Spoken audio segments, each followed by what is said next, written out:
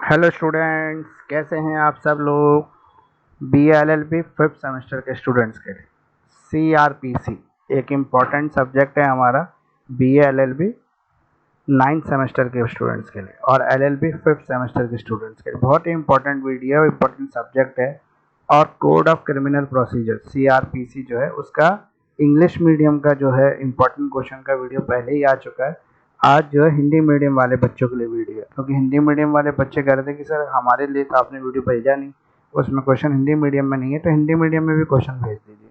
तो इसलिए हिंदी मीडियम के बच्चों के लिए आज का वीडियो होने जा रहा है।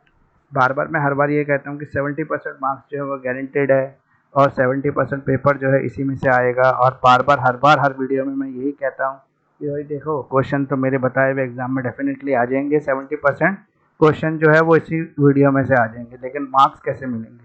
तो 70% अगर आपको मार्क्स लाने हैं तो आपको क्या करना पड़ेगा, आपको पढ़ना पड़ेगा और इन सब क्वेश्चन के अच्छे से आंसर तैयार करने पड़ेंगे। देखो, आंसर राइटिंग के ऊपर बहुत सारे मार्क्स जो है वो डिपेंड करते हैं, क्योंकि एग्जामिनर जो है ना वो ये नहीं देखेगा कि क्वेश्चन क्या है, वो ये देखेगा कि आपने आंसर क्या लिखा।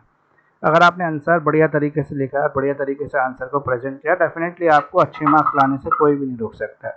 तो इसलिए आज से तैयारी करना शुरू कर दें। इस बार वीडियो जल्दी ही अपलोड कर रहा हूँ, क्योंकि पिछली बार अनएक्सपेक्टली जो है ना पेपर अचानक से अनाउंस हो गया था और 10 दिन के अंदर, 12 दिन के अंदर सब कुछ खत्म हो गया था। तो इसलिए वीडियो बनाने का समय जो टाइम नहीं मिल पाया, लेकिन फिर भी मैंने आपके लिए जो है 8 सेमेस्टर के बच्चों के वीडियो जल्दी जल्दी उधर दे दिए थे और बाकी सेमेस्टर वाले बच्चों को बोल दिया था कि जो पहले से वीडियो मेरे चैनल पे अपलोड है उन्हीं से आप तैयारी कर ले, डेफिनेटली 70% पेपर आ जाएगा उसमें से। और हुआ भी यही, 70% क्वेश्चन जो है उन्हीं में से आए।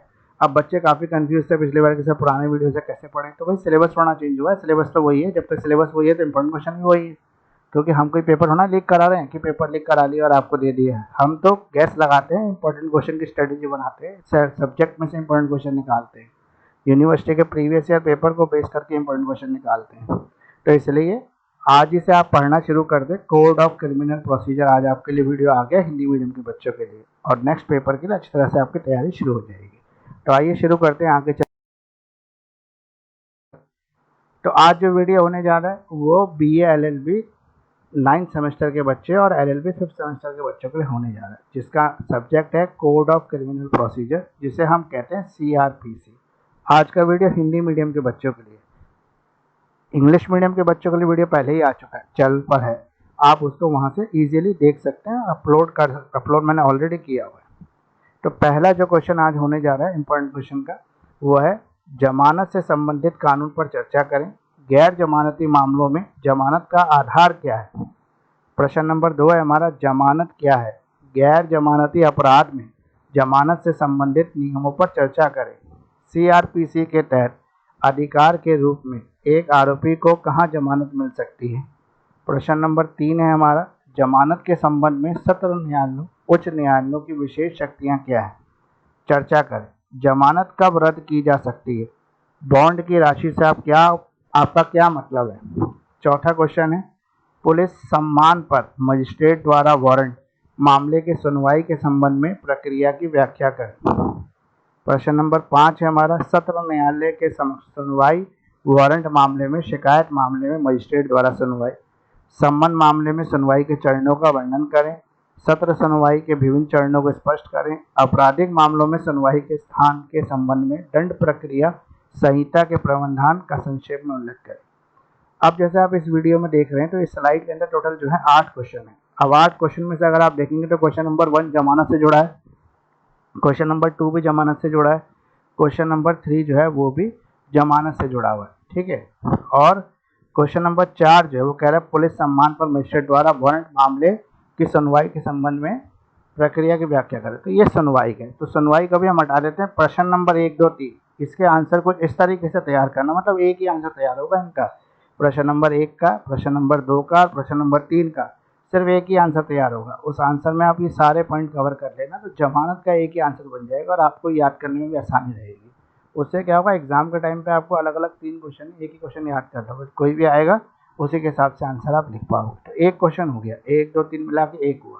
दूसरा क्वेश्चन देखें तो क्वेश्चन नंबर 4 भी सुनवाई है, क्वेश्चन नंबर 5 भी सुनवाई है, क्वेश्चन नंबर 6 भी सुनवाई है, क्वेश्चन नंबर 7 भी सुनवाई है, क्वेश्चन नंबर 8 भी सुनवाई है। तो टोटल कितने हो गए ये, 1, 2, 3, 4। तो इन चारों क्वेश्चन का आंसर भी इस तरीके से लिखना है चारों कवर हो जाए। तो आपके 2 क्वेश्चन हो गए। स्लाइड पे कहने को 8 क्वेश्चन है, लेकिन एग्जैक्टली जो मेन क्वेश्चन है वो 2 ही है। तो 2 क्वेश्चन हो गए, एक जमानत का और एक सुनवाई का। तो जमानत के अलग अलग प्रकार के हिसाब से आप एक ही क्वेश्चन में आंसर तैयार कर लेना, लगभग सेम से आंसर तैयार हो जाएगा। और सुनवाई वाला जो है उसमें भी आप एक ही क्वेश्चन का एक ही आंसर तैयार कर लेना और सारी सुनवाई को उसमें कवर कर लेना, तो लगभग एक आंसर हो जाएगा आपका। तो 2 क्वेश्चन हो गए अब तक, कहने को 8 है लेकिन हुए एक्चुअली 2 क्वेश्चन। तो सभी इंपॉर्टेंट क्वेश्चन के जो आंसर्स है वो मेरे पास भी अवेलेबल है, हिंदी मीडियम में भी है, इंग्लिश मीडियम में भी है। आपको अगर कोई दिक्कत होती है, आंसर नहीं मिल पा रहे हैं, तो आप डेफिनेटली मुझसे वो क्वेश्चन के आंसर्स ले सकते हैं। एक अफोर्डेबल प्राइस पर मैंने वो आंसर आपके लिए अवेलेबल कर रखे हैं। तो आप मुझसे कांटेक्ट कर सकते हैं। मेरा वीडियो के लास्ट में व्हाट्सएप नंबर आ जाएगा, मेरा ईमेल आईडी आ जाएगा। मुझे ईमेल के थ्रू, व्हाट्सएप के थ्रू कांटेक्ट करेंगे तो मैं आपको आंसर दे दूंगा एक रीजनेबल प्राइस पर। तो ये टोटल हमारे 2 क्वेश्चन हो गए, कहने को वैसे 8 क्वेश्चन हो गए अगर हम स्लाइड की बात करें तो। चलिए नेक्स्ट स्लाइड की तरफ। तो हमारा एजुकेटर ऑफ दिल्ली जो है, आज जो हम क्वेश्चन कवर कर रहे हैं वो है कोड ऑफ क्रिमिनल प्रोसीजर, जिसे शॉर्ट फॉर्म में CRPC कहते हैं। कोड ऑफ क्रिमिनल प्रोसीजर जो है वो BA LLB 9 सेमेस्टर के बच्चों के लिए है और LLB 5th सेमेस्टर के बच्चों के लिए। तो क्वेश्चन नंबर 9 है, आप समरी ट्रायल से क्या समझते हैं?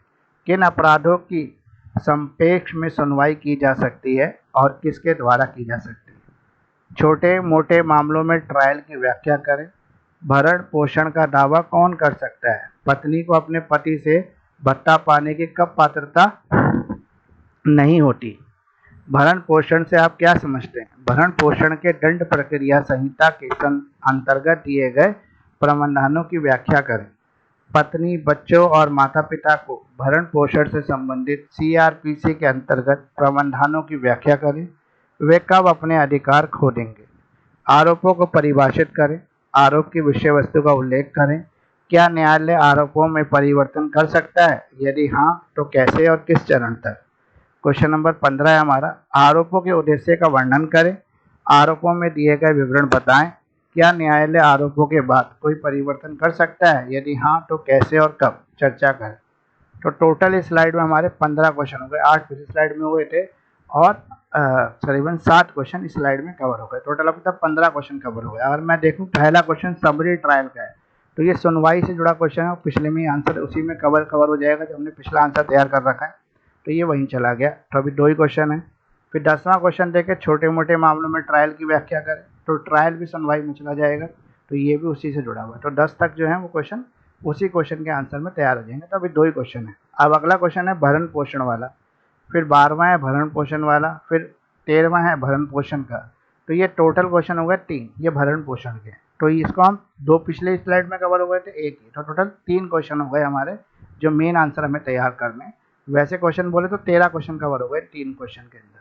तो 3 हो गए भरण पोषण, ठीक है, सुनवाई और जमानत, ये 3 टॉपिक पे आपको आंसर तैयार कर लेना। अगला क्वेश्चन है हमारा, आरोप को परिभाषित करें। आरोप की विषय वस्तु का उल्लेख करें। क्या न्यायालय आरोपों में परिवर्तन कर सकता है? यदि हाँ तो कैसे और जिक्र करें? तो ये भी आरोप का क्वेश्चन है और अगला क्वेश्चन भी आरोप का है। तो चौथा क्वेश्चन आरोप का हो गया आपका। तो अब तक हमने 4 टॉपिक के आंसर तैयार करने और आंसर इस तरह से तैयार करने कि आप एग्जाम में एक अच्छा बढ़िया आंसर लिख के आओ। अगर आप बढ़िया आंसर लिख के आते तो मेरी गारंटी है कि 70% मार्क्स आपको लाने से कोई नहीं रोक सकता। और मेरी ये भी गारंटी है कि इस वीडियो के अंदर जितने क्वेश्चन दिए हैं पेपर में सारे क्वेश्चन वही आएंगे। सेक्शन बी और सी की मैं हमेशा गारंटी लेता हूँ, बी और सी में मेरे बताए हुए ही क्वेश्चन आएंगे। तो आप डेफिनेटली अच्छे मार्क्स ला सकते हैं, थोड़ी सी मेहनत आप कर लें, इन क्वेश्चन के आंसर अच्छे से तैयार कर लें। फिर भी अगर आपको आंसर नहीं मिलते तो मैं बताता हूँ, गूगल सर्च करें। गूगल में जितने भी लीगल ब्लॉग्स होते हैं, यानी कि जो लीगल कुछ एडवोकेट्स के ब्लॉग्स हैं, कुछ जैसे आई प्लीडर है, एक लॉ भूमि है, ठीक है, ऐसे और भी बहुत सारे हैं, ठीक है, ऐश्वर्या संदीप करके एक ब्लॉग है। तो उस तरह से आप क्या कर सकते हैं, वहाँ से इन आंसर्स को प्राप्त कर सकते हैं, वहाँ डेफिनेटली अच्छे आंसर आपको मिलते हैं। फिर भी अगर आपको आंसर नहीं मिल पा रहा है, आपको डिफिकल्टी हो रही है, तो मैं आपको आंसर प्रोवाइड करवा सकता हूँ, पर मेरे आंसर जो है वो पेड है, आपको PDF लेना पड़ेगा। वो थोड़ा सा कॉस्टली भी हो सकता है, थोड़ा सा सस्ता भी आपको लग सकता है, पर मैंने अपनी तरफ से एक रीजनेबल प्राइस रखने की कोशिश की है। तो आइए अब नेक्स्ट स्लाइड की तरफ चलते हैं। टोटल अभी तक हमारे 4 टॉपिक हो गए, ठीक है, टोटल क्वेश्चन तो 15 हो गए लेकिन टॉपिक केवल 4। अगला है दंड प्रक्रिया संहिता 1973 के अनुसार विभिन्न आपराधिक न्यायालयों के गठन और शक्तियों का वर्णन करें। क्वेश्चन नंबर 17 है हमारा, गिरफ्तारी से आपका क्या तात्पर्य है? भरण पोषण के लिए दंड प्रक्रिया संहिता में गिरफ्तारी के संबंध में विभिन्न प्रावधानों का विश्लेषण करें। गिरफ्तार व्यक्ति के क्या अधिकार हैं ये बताइए। दोष सिद्धि के आदेश के विरुद्ध अपील की प्रक्रिया की व्याख्या करें। ऐसी अपील में अपीलीय न्यायालय की शक्तियां क्या है? अपील और पुनरीक्षण से क्या अंतर है? मजिस्ट्रेट के आदेश के विरुद्ध पुनरीक्षण कहाँ होता है? आपराधिक मामले में उच्च न्यायालय की अपीलीय और पुनरीक्षण शक्तियों का वर्णन करें। अपीलीय न्यायालयों की शक्तियां बताइए। ऐसे कौन से मामले हैं जिनमें अपील नहीं होती? तो ये टोटल हमारे इस स्लाइड को मिला के हो गए आपके 22 क्वेश्चन कवर। पिछले हमारे 15 क्वेश्चन कवर हो गए थे, तो अब हमारे 7 क्वेश्चन और आ गए, तो 22 हो गए। टॉपिक हमारे पिछले 4 कवर हो गए थे। अब हम अगला क्वेश्चन देखेंगे, तो ये आपराधिक मामलों का गठन और शक्तियाँ। तो 5वां क्वेश्चन हमारा ये हो गया। फिर आपका गिरफ्तारी का क्वेश्चन हो गया, फिर अगला भी गिरफ्तारी का हो गया, फिर उससे अगला भी दोष सिद्धि, और ये भी गिरफ्तारी से जुड़ा हुआ है। ठीक है, गिरफ्तारी के 2 क्वेश्चन हो गए। तो 5वां क्वेश्चन हो गया हमारा दंड प्रक्रिया संहिता में न्यायालयों की शक्तियाँ, और 6ठा टॉपिक हो गया हमारा गिरफ्तारी। तो टोटल अभी तक हमारे 6 टॉपिक हो गए। 6 टॉपिक पे हमें आंसर तैयार करने, और 7वां टॉपिक हो गया हमारा अपील। तो अपील के क्वेश्चन हमारे 19 और 20 और 21 ये हमारे अपील के क्वेश्चन है, और 22 ये अपील के क्वेश्चन है। तो कितने टॉपिक अभी हमारे कवर हो गए? 4, 5, 6 और 7। टोटल 7 टॉपिक हमारे अभी तक कवर हो गए। तो इस तरह से हमने 7 क्वेश्चन 7 आंसर जो है बढ़िया तरीके से तैयार करने, ताकि आपको एग्जाम में अच्छे मार्क्स लाने से कोई न रोक पाए। तो हम नेक्स्ट स्लाइड की तरफ। तो एजुकेटर ऑफ दिल्ली जो है आज आपके लिए लेके आया सीआरपीसी के इंपॉर्टेंट क्वेश्चन। तो सीआरपीसी एक इंपॉर्टेंट सब्जेक्ट भी है, पढ़ना भी आपके लिए जरूरी है, क्योंकि प्रोसीजर है आईपीसी को किस तरह से एप्लीकेबल किया जाता है। क्वेश्चन नंबर 23 है हमारा, सूचना प्राप्त होने के बाद पुलिस संज्ञेय अपराध में कैसे कार्रवाई करेगी? दंड प्रक्रिया संहिता 1973 के अंतर्गत मुख्य न्यायिक मजिस्ट्रेट की शक्तियां, कार्य की व्याख्या करें। क्वेश्चन नंबर 25, अपराधों का संज्ञान लेने के लिए सीमा से संबंधित प्रावधानों की व्याख्या करें। क्या जांच के दौरान पुलिस अधिकारी द्वारा दर्ज किए गए गवाह और आरोपी व्यक्तियों के बयान साक्ष्य के रूप में स्वीकार्य हैं? यदि हाँ, तो उन्हें आपराधिक कार्रवाई में कैसे इस्तेमाल किया जा सकता है? 27, आप प्रथम सूचना रिपोर्ट यानी कि एफआईआर से क्या समझते हैं? पुलिस अधिकारी के कर्तव्य क्या है, और ऐसी रिपोर्ट प्राप्त होने पर जांच की प्रक्रिया क्या है? तो टोटल हमारे 7 पीछे कवर हो गए थे। फिर ये सूचना वाला हो गया 8वां, दंड प्रक्रिया संहिता के अंदर मजिस्ट्रेट की शक्तियां, ये हो गया 9वां, और 10वां हो गया हमारा अपराधों का संज्ञान लेने के लिए सीमा।